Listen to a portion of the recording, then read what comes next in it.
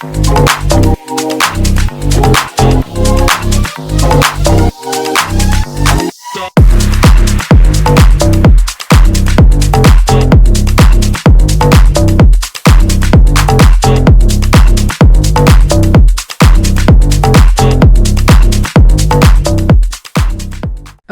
let's unpack this. We are embarking on a deep dive today into, well, a century of history that's incredibly dense, often agonizing, and absolutely central to understanding global geopolitics. We're talking about Israel's relationship within the Middle East. Our source material today is pretty comprehensive. It pulls together the historical roots, detailed analysis of the conflicts, the diplomatic breakthroughs, and the potential, though definitely fraught, pathways for the future. Yeah, and we aren't just, reading off a timeline here. The mission really is to move beyond a simple recitation. We want to try and achieve a state of, let's say, moral clarity combined with intellectual humility. Which is crucial for this topic. Absolutely. Right. Because you're navigating a subject defined by powerful, competing, and often, frankly, mutually exclusive narratives. So we'll be charting this vast history, starting way back in the late Ottoman twilight, moving through the Mandate era, statehood, multiple wars, different kinds of diplomacy, right up to, well, the still unfolding present day. Right. Our focus is really on extracting those maybe surprising nuggets of knowledge and the necessary context that helps explain the reality we see now. But there is one central driving question that kind of governs this entire deep dive. Okay. It's a question with massive consequences, not just for the immediate neighborhood, but really for the global order. Does Israel still have a viable place in the Middle East? That's the core question. And it's one whose answer, as I think we'll find, is profoundly conditional. So let's start at the beginning. Try to understand the incredibly fragile foundations laid down after the Great War. Okay, so World War I. The geopolitical map was just, well, violently redrawn. The Ottoman Empire collapses, and the new League of Nations transfers authority over Palestine to the British. The British Mandate period begins. But the core issue, the sort of ticking time bomb the British inherited, was the existence of these profoundly incompatible promises they'd made during the war. Exactly. You really have to see both sides. On one hand, you had commitments made in the Hussein McMahon Correspondence. This was 1915, 1916. And they basically promised recognition of Arab independence, this vision of a unified Arab state stretching across huge territories, including, arguably, parts of Palestine. This was in exchange for the Arab revolt against the Ottomans. And that, naturally, fed the burgeoning Arab national movement. Okay, so that's one promise. But then, on the other hand, you get the 1917 Balfour Declaration.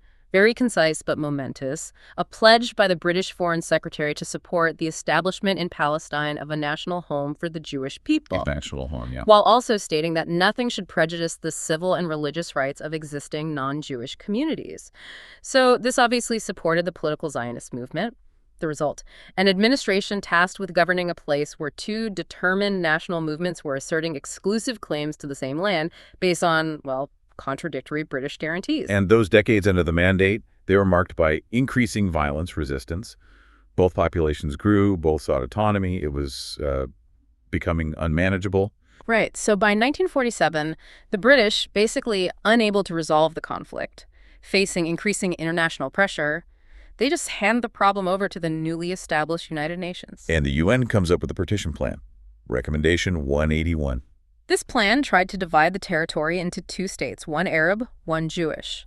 But the city of Jerusalem, because it was so complex, Highly complex. it was designated as a corpus separatum, a separate body placed under a special international regime administered by the UN itself. Now, the crucial distinction, and our sources really highlight this, was the reaction to the plan.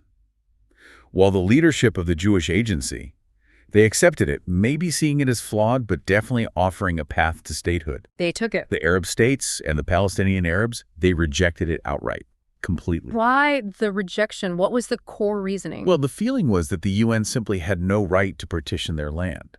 And this rejection was coupled with very clear warnings of massive displacement, dispossession, if the partition actually went ahead. And it did go ahead in a way. When the British Mandate ended in May 1948, Israel declared independence. And that rejection immediately morphed into open conflict. Immediately. Neighboring Arab armies, Egypt, Jordan, Syria, Iraq, they invaded. This starts what Israel calls the War of Independence and what Palestinians refer to as the Nakba, or catastrophe. Okay, so war begins. How does it end? Well, the fighting lasted well into 1949, and when the armistice agreements were finally signed, they established these new military boundaries, which became famously known as the Green Line. Not official borders, though. No, absolutely not, armistice lines. But the outcome was a massive territorial shift. Israel ended up controlling significantly more territory, about 78% of mandatory Palestine, much more than the 56% the UN partition plan had allocated. Wow, okay. And what happened to the remaining territories, the parts the UN had envisioned for an Arab state? They were basically divided among the invading Arab armies that had, well, stayed. The area we now know as the West Bank, including East Jerusalem, was annexed by Jordan, and the Gaza Strip came under Egyptian military control. So the outcome meant no independent Palestinian state emerged. Instead, the vast majority of Palestinian Arabs were left either displaced or living under Jordanian or Egyptian control. Exactly. And this brings us to that profound, enduring human crisis. The war resulted in the expulsion or flight of somewhere between 700,000 and 750,000 Palestinians. Huge numbers. Overnight, these people became refugees, stripped of property, unable to return to their homes. Many ended up in refugee camps in the West Bank, Gaza, Lebanon, Syria, Jordan, where many of their descendants remain today. This is the absolute foundational trauma of the Palestinian narrative. It's the root of the demand for a right of return. It's crucial to understand that, but the sources, they compel us to look at this through a counterbalancing the obviously separate lens. Yes. Around the same time and accelerating through the 1950s and 60s, you see hundreds of thousands of Jews departing or being expelled from Arab and Muslim countries. Places like Iraq, Yemen, Egypt, Libya, Morocco. Right. They face persecution, legal discrimination, sometimes outright violence. And these Jewish refugees, estimates range from 850,000 to maybe 1 million people, they overwhelmingly relocated to the newly established state of Israel. So you had these two massive intersecting displacement crises happening simultaneously. By 1949, the whole regional landscape is transformed. Not just new lines on a map, but these huge crisscrossing waves of refugees. And the result, as the sources put it, was quiet, not peace. Precisely. The borders were just temporary military lines, not recognized political treaties. The core issues, refugees, Jerusalem, secure borders, they were left as open, festering wounds. The conflict wasn't resolved, it was just dormant, waiting. And that uneasy quiet, it didn't last long. Less than a decade later, you get the Suez Crisis in 1956. This was an early sign, wasn't it, that regional military wins could be overturned by global powers. Very much so. Israel, coordinated with the UK and France, launched an attack on Egypt, achieved, significant military success in the Sinai. But the real lesson from Suez, as the sources note, was about the limits imposed by the great powers. Intense pressure from both the United States and the Soviet Union forced a complete, immediate Israeli withdrawal from Sinai. So it showed that regional ambition, even if militarily successful, could be checked if it messed with global stability or, well, superpower interests. Exactly. You couldn't just act unilaterally without consequences on the world stage. But the map itself, it was about to be redrawn again, and this time, perhaps more permanently. June 1967, the Six-Day War. This just fundamentally changed the geography of the Middle East. Utterly transformed it. The results were immediate, massive. Israel defeated the surrounding Arab armies, Egypt, Jordan, Syria, and seized control of huge land areas. Let's list them. Okay. The Sinai Peninsula and the Gaza Strip from Egypt, the West Bank, crucially including East Jerusalem from Jordan, and the Golan Heights from Syria. This was the moment Israel really shifted, wasn't it? From being seen as this small, vulnerable state to a major regional military power, controlling vast territories populated by Palestinians and other Arabs. Absolutely. And the international community responded pretty quickly with a landmark diplomatic initiative. UN Security Council Resolution 242. Ah, yes, 242. Universally acknowledged, right, as the basis for the Land for Peace formula. It demanded the withdrawal of Israeli armed forces from territories occupied in the recent conflict. Seems clear enough. Well, this is where just saying the resolution is contested really doesn't cut it. We need the nuance because the whole conflict hinges on it sometimes. Okay, get into the weeds for us. The debate hinged entirely on one tiny missing word in the English version. The French version, which is equally binding in international law, called for withdrawal from les territoires occupés, the occupied territories, implying all of them. That was always the Arab reading. Okay. Whereas the English version, which the US and UK pushed, it deliberately omitted the definite article, the. It just said withdrawal from territories occupied. Subtle but huge. Exactly. So the Israeli position, based on the English text, was that withdrawal would be to secure and recognize boundaries. And this did not necessarily require giving up all the territory captured in 67. This fundamental linguistic ambiguity, likely intentional diplomatic ambiguity, has basically sabotaged serious resolution attempts for, well, over 5 decades now. That's incredible. So that new status quo, based on this contested resolution, it held for about 6 years. Until the Yom Kippur War in 1973. A massive, coordinated surprise attack by Egypt and Syria, launched on the holiest day of the Jewish calendar, Yom Kippur. And initially, Israel was caught completely off guard. Completely. Reeled back, lost significant ground quickly in the Sinai and the Golan Heights. It was a brutal wake-up call. A shock to the system. A profound shock. It completely humbled Israeli confidence, shattered that illusion of military invincibility that had kind of settled in after the swift victory in 1967. But they did manage to regroup. Ultimately, yes.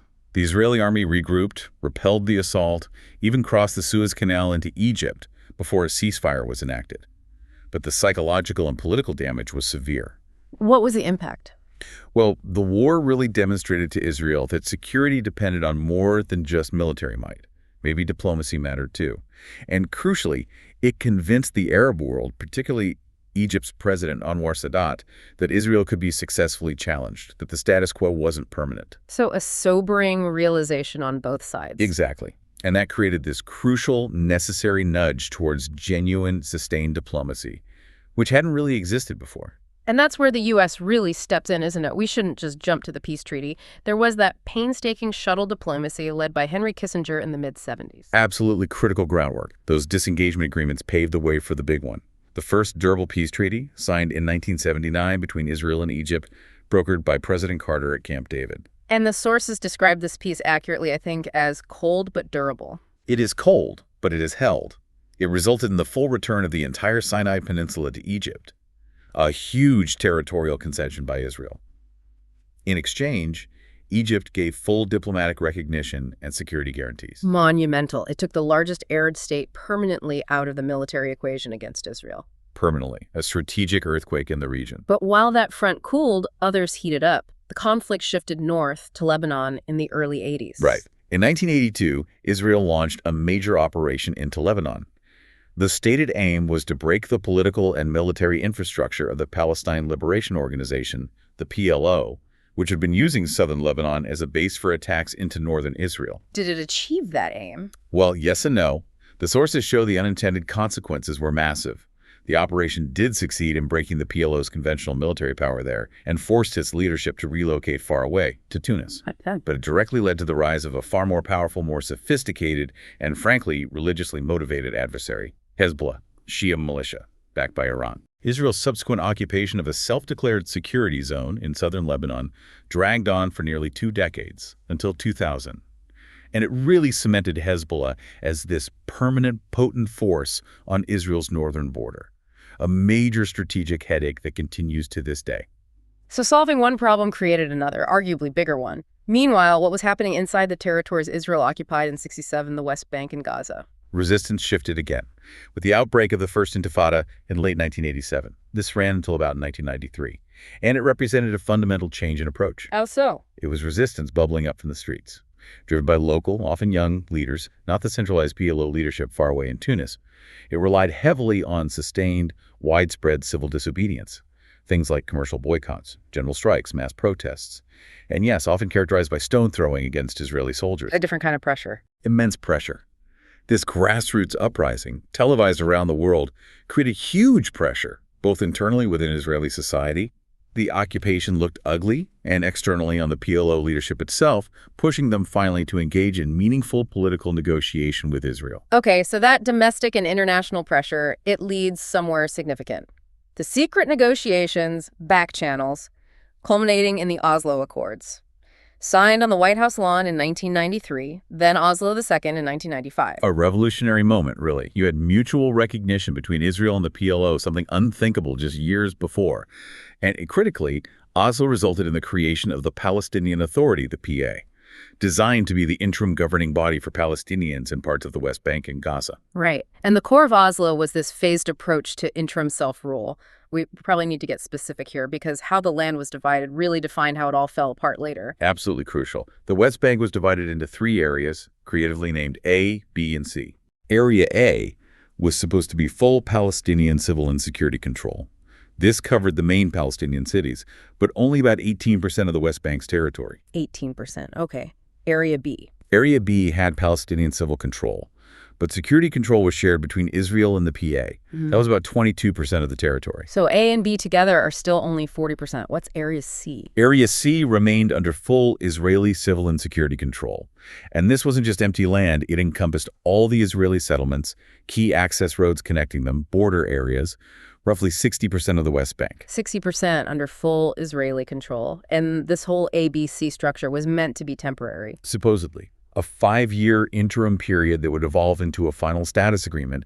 But here's the fatal flaw, which the sources really underscore. The toughest issues, the absolute core conflicts, final borders, the status of Jerusalem, the fate of Palestinian refugees from '48, and the future of those Israeli settlements in Area C, they were all deferred, put off for later discussion. Why? That seems like kicking the can down the road. The hope, perhaps naive in retrospect, was that the momentum of peace, the goodwill generated by cooperation, would somehow make those impossible hurdles easier to overcome later. Instead, as the source material puts it, hope collided with violence. The process didn't just stall, it collapsed, violently. We need to look at the spoilers, the factors that killed Oslo. Definitely. On the Israeli side, perhaps the biggest physical spoiler was the continuous expansion of settlements, mostly in Area C. This relentlessly consumed land carved up the West Bank into these non-contiguous Palestinian enclaves, physically undermining the very possibility of a viable future Palestinian state. Right. Actions on the ground contradicting the spirit of the agreement. And on the Palestinian side, you had rising incitement against the accords from groups like Hamas and Islamic Jihad. They opposed the peace process entirely and launched devastating waves of terrorist attacks, particularly suicide bombings inside Israel, aiming to derail the process. And then a massive shock to the Israeli side. The assassination of Prime Minister Yitzhak Rabin in 1995. Assassinated by an Israeli extremist opposed to Oslo. This removed perhaps the one Israeli leader who had the credibility and the political will to potentially sell painful territorial concessions to the Israeli public for a final agreement, a devastating blow. So the whole process unravels, and the culmination of this failure, the deepening mistrust, is the Second Intifada, starting in 2000, lasting till about 2005. And this was dramatically bloodier, far more militarized than the First Intifada. Yeah. It's characterized by these horrific, sustained suicide bombings targeting Israeli civilians on buses, in cafes, in cities, just waves of them. And the Israeli response. Comprehensive, overwhelming. Massive military incursions back into those Palestinian cities in Area A, the very areas that were supposed to be under full PA security control, according to Oslo. Reoccupation, essentially. So Oslo was completely dead by then. Utterly. This period just saw this profound deepening of mistrust.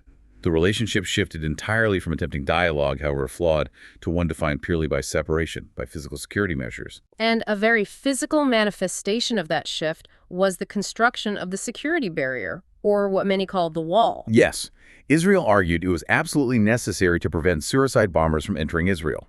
And indeed, the number of attacks did drop significantly after its construction began. But its route was highly controversial. Extremely. Because it frequently deviated east, deep into the West Bank, way off the 1967 Green Line. It effectively annexed significant chunks of West Bank territory onto the Israeli side of the barrier, enclosing settlements, but also cutting off Palestinian farmers from their land, dividing villages, and further fragmenting Palestinian areas. This raised huge questions about the legality of its route under international law. Okay, so after this period of intense violence and the wall going up, we move to another major unilateral Israeli move, the Gaza disengagement in 2005. Right. Led by Prime Minister Ariel Sharon, who ironically had been a major champion of settlements earlier in his career, he controversially ordered the removal of all Israeli settlers, about 8,000 people, and the withdrawal of the army from inside the Gaza Strip. A complete withdrawal. Now, here's the critical nuance for you, the listener. It was a withdrawal of presence from inside Gaza, yes, but it was not a relinquishing of external control. Explain that distinction. While the Israeli army was no longer physically inside the Strip, Israel maintained definitive control over Gaza's airspace, its maritime perimeter, the coast, and the movement of goods and people across most of the land borders, particularly with Israel itself. Egypt controlled the Rafah crossing in the south, but often in coordination with Israel. So Gaza was deoccupied internally, but it remained, in effect, under an Israeli blockade or significant external control. That's how it's viewed under international law by many, yes. Because Israel still controlled most of the access points in the overall environment. It wasn't free. And this disengagement, this unilateral move, it had major consequences within Palestinian politics pretty quickly, didn't it? Within 2 years, yes. It contributed directly to the fracture of Palestinian politics. Hamas had won the Palestinian legislative elections in 2006, shocking many observers. Right, a democratic victory. Yes, but Fatah, the party of the PA leadership, refused to fully cede control. Tensions escalated, leading to intense violent infighting between Hamas and Fatah forces within Gaza. And in 2007, Hamas violently seized exclusive control of the Gaza Strip. Forcing the PA out. Completely. This political split formalized the division we still see today. You have the Gaza Strip under the governance of the Islamist movement Hamas, politically and physically separate. An island, almost. From the Palestinian Authority, led by Fatah, which remained in effective control only in those fragmented parts of the West Bank, areas A and B. That fracture immediately ushered in a new, chronic era of instability, particularly focused on Gaza. Okay, so post-2007 fracture, that instability you mentioned, it's been characterized by these chronic conflict cycles, hasn't it? Focused almost exclusively on the Gaza Strip. Absolutely. We saw major destructive military operations, Israel launching large-scale campaigns into Gaza. You had Operation Cast Lead in 2008-09, Pillar of Defense in 2012, Protective Edge in 2014, another big round in 2021, and numerous smaller escalations in between. A repeating pattern. A terrifyingly predictable pattern. You get these tense periods of relative quiet, maybe some easing of the blockade, then rockets fired from Gaza towards Israel, followed by massive Israeli military responses. Flare-ups. And the goal seems to shift. Exactly. It shifts away from any pretense of resolution towards just deterrence and management of the conflict. Each round leads to immense destruction and humanitarian suffering in Gaza, significant trauma and disruption in southern Israel from rocket fire. But ultimately, it fails to achieve any lasting political or military solution. The underlying issues remain untouched.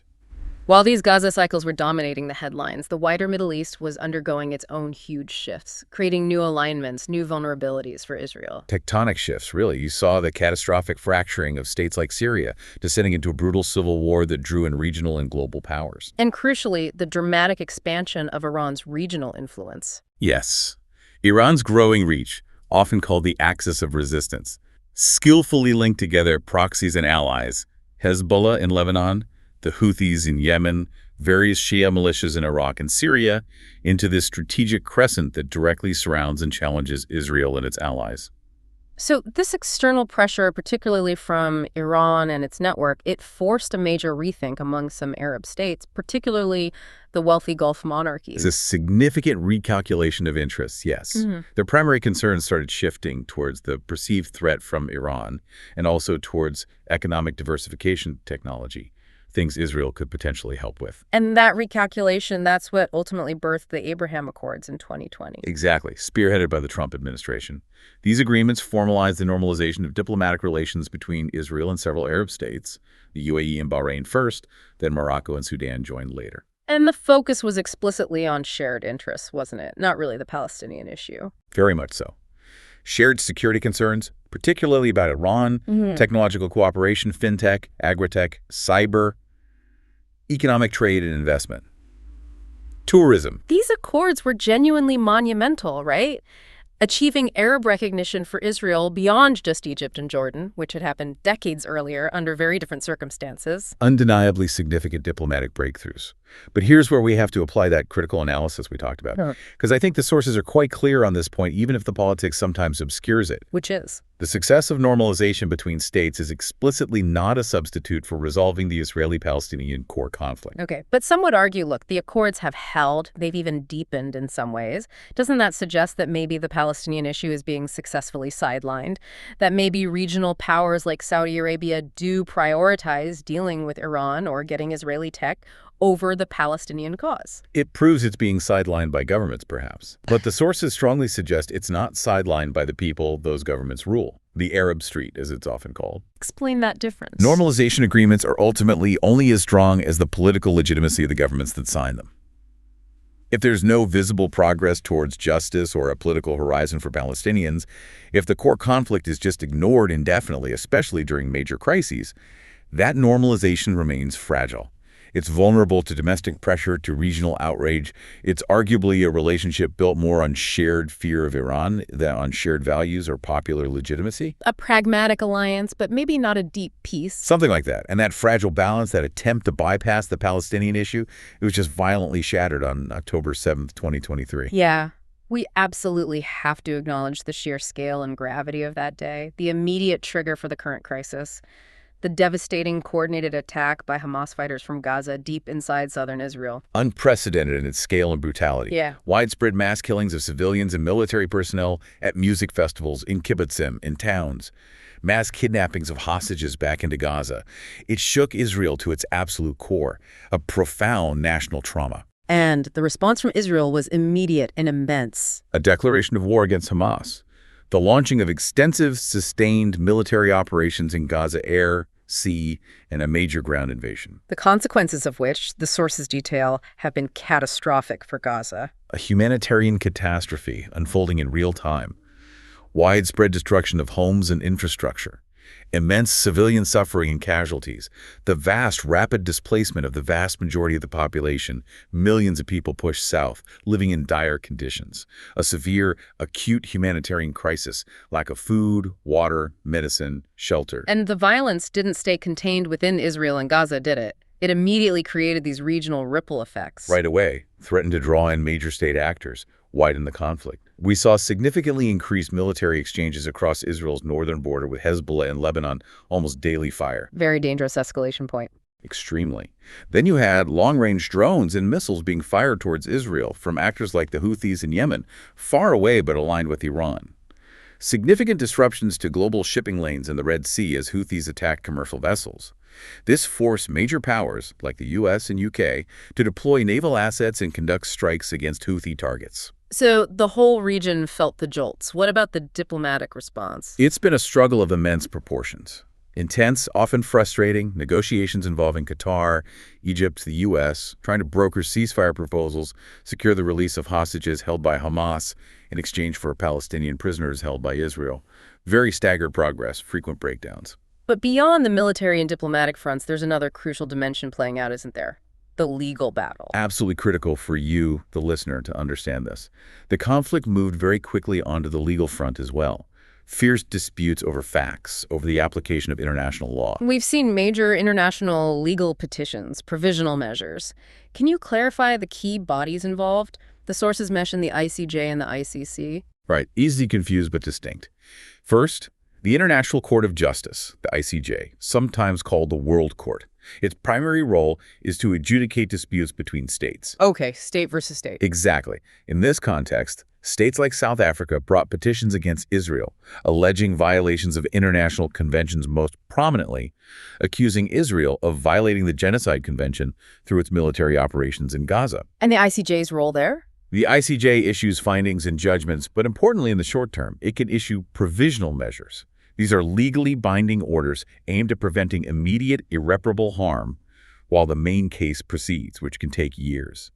So orders like demanding Israel ensure humanitarian aid flows into Gaza, prevent acts that could constitute genocide, and prevent and punish incitement to genocide. Okay, that's the ICJ. What about the ICC? The International Criminal Court, the ICC, is different. It focuses on investigating and prosecuting individuals, not states, for the most serious international crimes.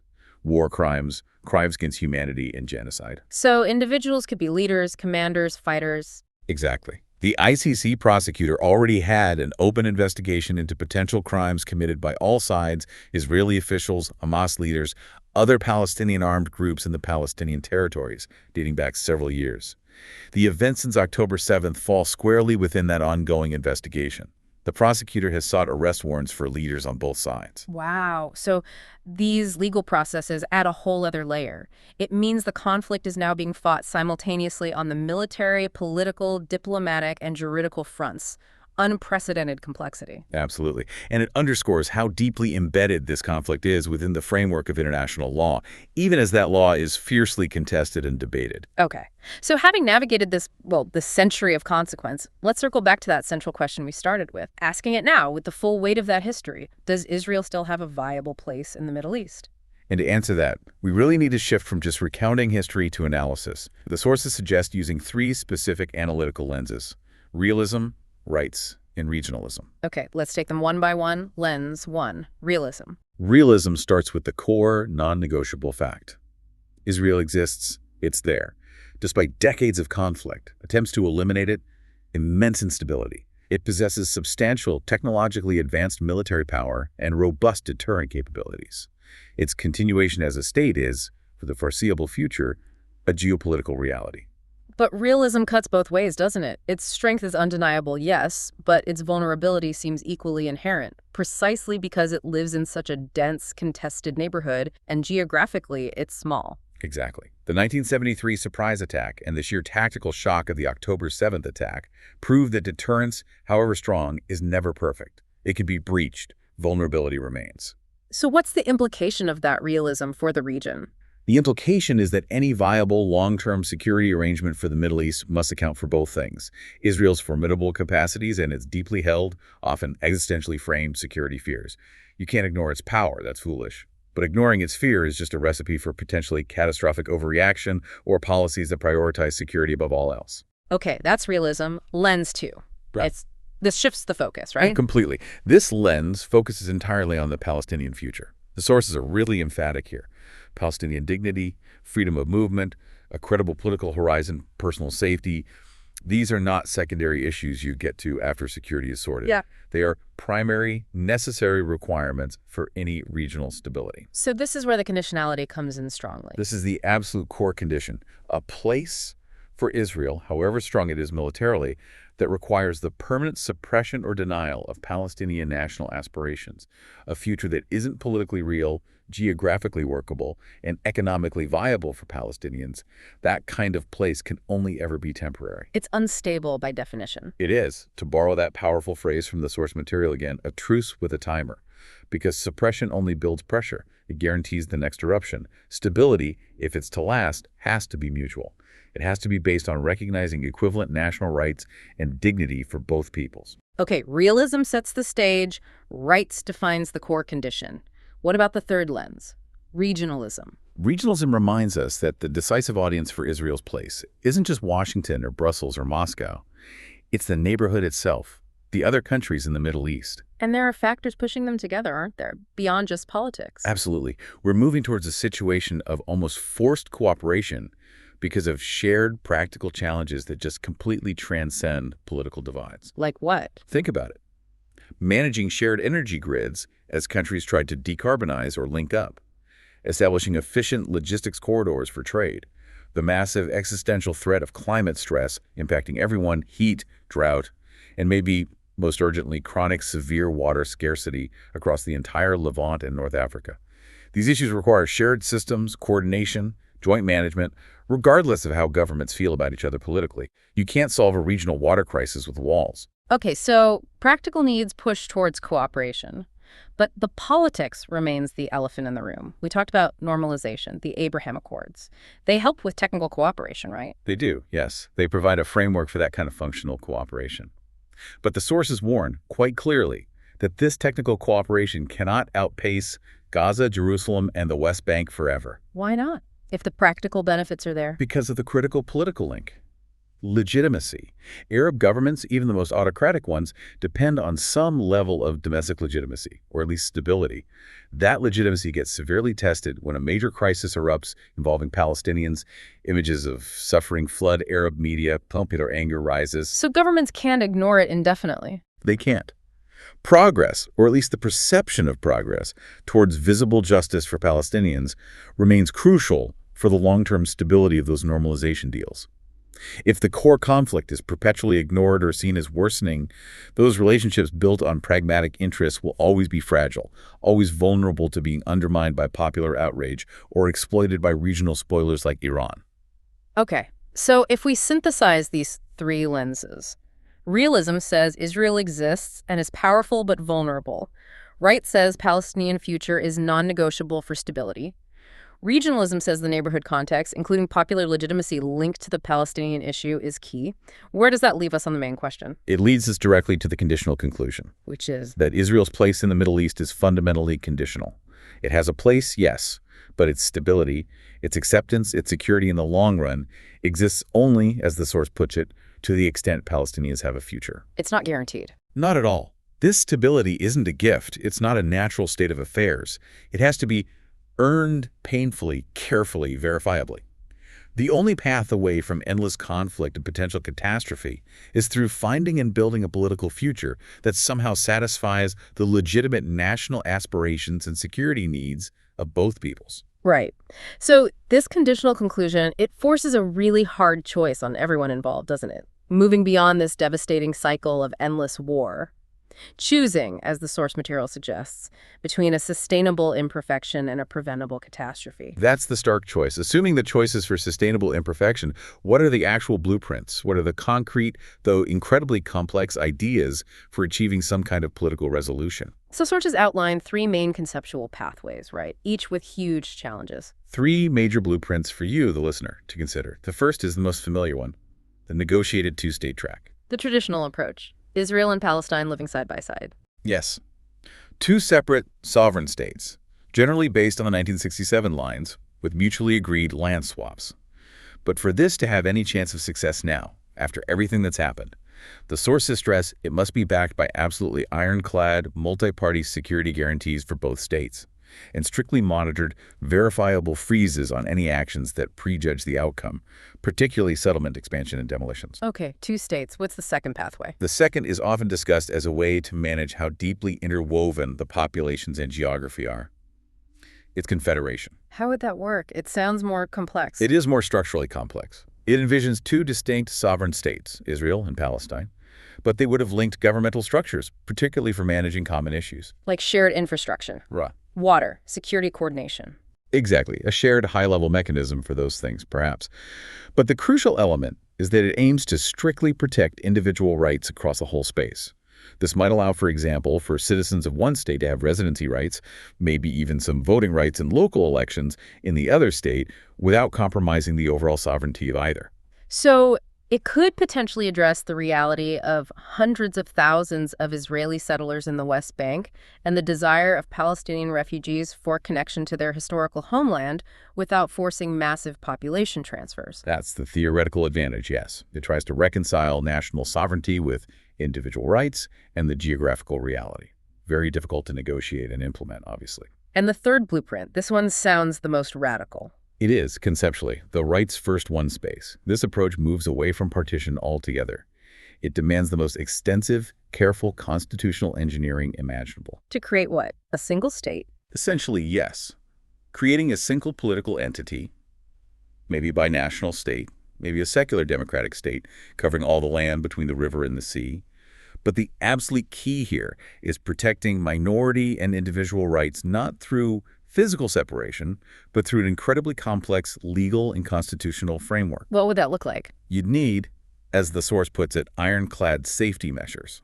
Things like constitutional vetoes for minority groups on key issues, protected minority voting blocks, maybe entrenched power-sharing arrangements, perhaps significant international monitoring and guarantees, because the overwhelming fear would be one group dominating or trying to expel the other. A massive political risk then. But it does, theoretically, address the fact that the two peoples are so intertwined geographically. It does. But the political hurdles, the levels of trust required, they are astronomical compared to even the other two difficult options. Okay, those are the big picture concepts. Two states, confederation, one space. But we know the devil is always in the details.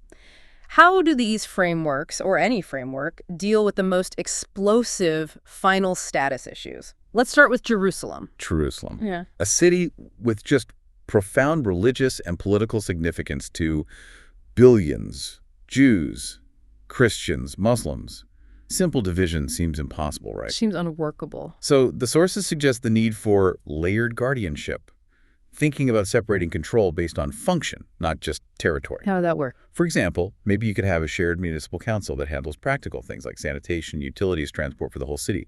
But then The key holy sites, the Temple Mount Haram al-Sharif, the Western Wall, the Holy Sepulchre, could be managed by independent, internationally backed religious bodies or waqf, and security could be layered local police for regular crime, but maybe special joint patrols or agreed regimes for sensitive areas.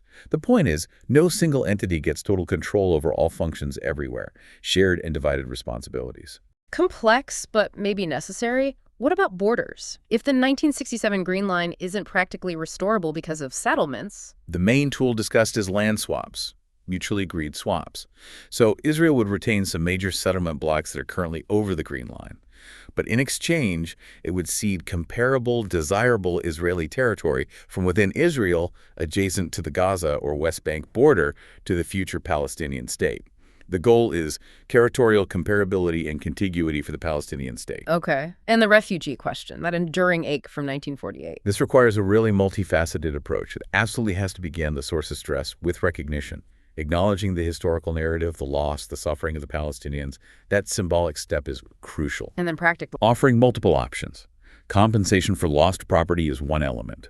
Facilitation of resettlement in third countries with international aid, and probably some form of limited, monitored return to what is now Israel, based perhaps on humanitarian criteria, family reunification, and subject to security clearance and annual quotas, ensuring the process doesn't fundamentally destabilize the host country. It's about finding a just and practical resolution. Okay, security.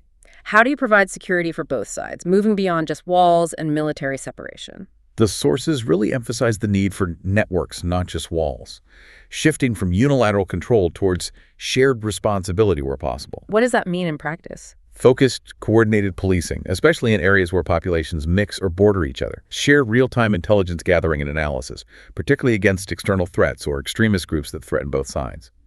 Joint early warning systems. And crucially, trying to build community trust and coordination at the ground level between security forces and communities, not just relying on top-down military deterrence, building security together. And finally, economics. How does that fit into a sustainable peace?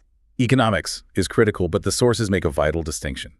The goal must be to ensure livelihoods with rights, not livelihoods instead of rights. Explain that. Economic prosperity, job creation, trade access, infrastructure development, investment. It's absolutely a critical component of peace. It can be a lubricant for stability, give people a stake in peace. But if economic benefits are offered as a bribe or as a substitute for genuine political rights, self-determination, and dignity, then the arrangement will inevitably be viewed as transactional, illegitimate, and ultimately it will fail. People need both bread and freedom. #Outram. So this deep dive, it really has walked us through a century of complex, often tragic history to arrive at this conclusion. The stability, the secure place of Israel within the Middle East seems fundamentally conditional. It appears contingent not just on its own unilateral strength, but on its active participation somehow in ensuring a viable, dignified future for the Palestinians living alongside it. Exactly. And the goal here isn't some utopian immediate end to all the historical grievances and pain. That's unrealistic. It's about making that difficult, painful choice the sources talk about pursuing sustainable imperfection, because the alternative is very likely a preventable catastrophe for everyone. And as you, our listener, reflect on the immense difficulty of forging any kind of solution where trust is basically non-existent, where the wounds are so deep, maybe remember that final thought from the expert analysis. Yeah, the idea that empathy, or at least trying to genuinely understand the other side's narrative, fears, and aspirations, it isn't just sentimental, it's actually a strategic asset. It's perhaps the only tool that can truly widen the narrow space available for making the hard, painful, politically unpopular deals that must be made eventually the day after the guns finally fall silent. We've laid out those three broad conceptual pathways from the sources, the negotiated two-state track, the idea of confederation, and that rights-first one-space concept. As you reflect on the history we've covered, the current constraints, the powerful incentives pushing different ways, the deep mistrust, maybe ask yourself, which of those three potential solutions seems, if not realistic, then perhaps the least unrealistic? Or maybe, which one is the most urgent starting point to even begin discussing, given the current political and geographical realities? That's your challenge for further reflection. We really hope this analysis provides you with some of the nuanced, in-depth context you need to be well-informed as you follow developments in this century of consequence and think about the incredibly complex steps that might lead towards some form of resolution. We really appreciate you joining us for this deep dive. Until next time.